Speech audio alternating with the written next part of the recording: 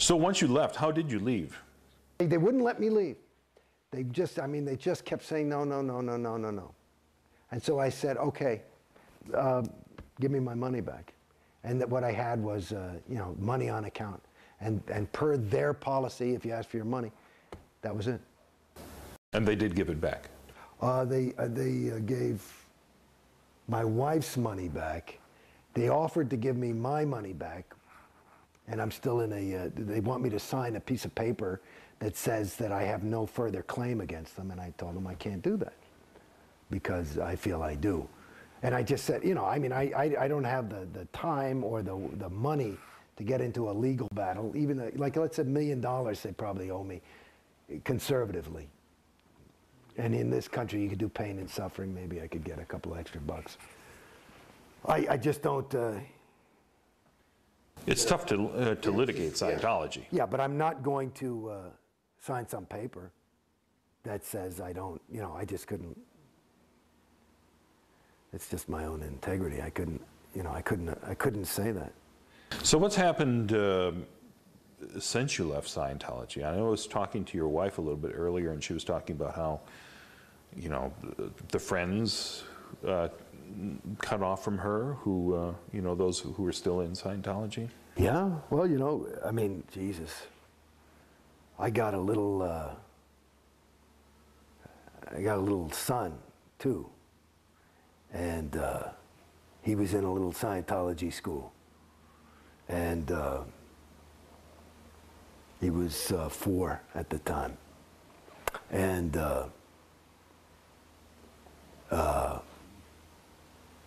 no school was started. We moved. So we're in the process of moving. So it was pretty, and moving to a big, we moved to this big property out here. It's a big different thing, and it's a long way away. And they kicked him out of school. It was a Scientology school? No, yeah, they kicked him out. So he had nothing to do, and it fucked him up. Because he had, you know, why can't I see my friends? And that was all his friends. And, you know, and this was a time when, you know, Mom and Dad were really busy. I'm working. We've got a little tiny infant at the time.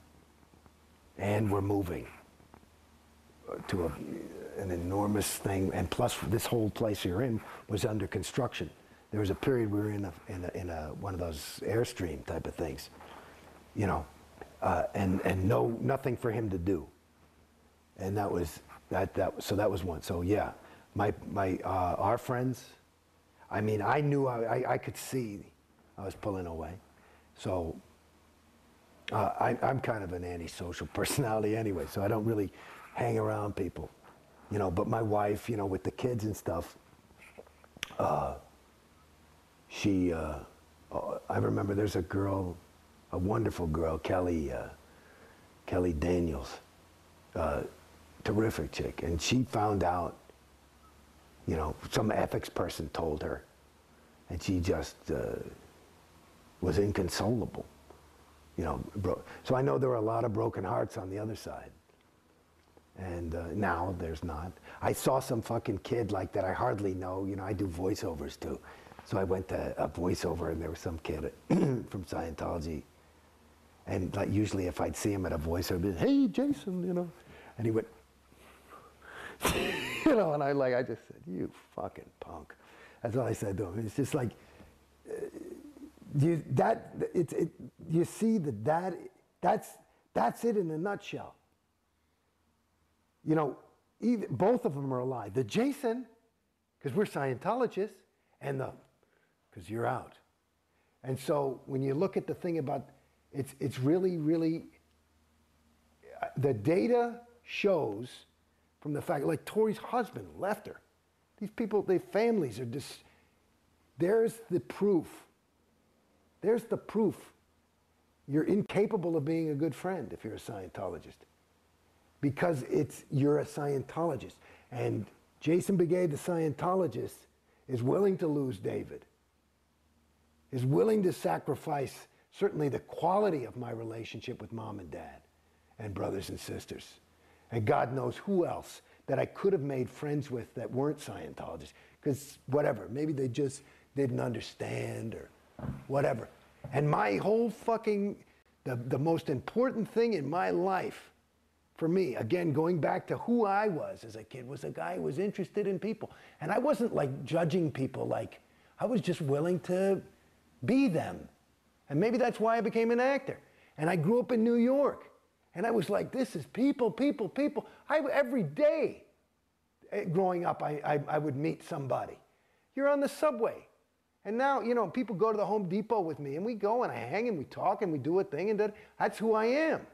And to some degree, you're not able to communicate because you can't, you've got a bubble around yourself. It's this thing, and there's another way that part of the thing that made it a little bit easier for me to get out of Scientology than other people was that I would always look at the religion side. And it's like, because again, I was always interested in religion. And when they get exclusive, you gotta wonder, you know, in other words, you know, I don't have anything against anybody's religion. It's fine. But, you know, the evangelicals are the only ones going to heaven. And the Muslims are the only one going to Allah or whatever. And the Scientologists are the only people who know. I go, well, I don't think so. It doesn't make sense to me. You know, and there's an interesting story. Like one of the things that, like they said that, like one of the things that took the biggest hits on religion in this century was it fucked up a lot of people. You know, World War I was a vicious, awful war, different than others, with gases and mustard gas, and it was terrible, and people were slaughtered. And it fucked up a lot of the Germans and the Americans when they go and they'd see their bodies, and they saw that they had the same Bible. They said, whoa, I thought God was on my side. And it's the same, and it apparently, so it's like this kind of, you know, when things are bringing people further away from others and distancing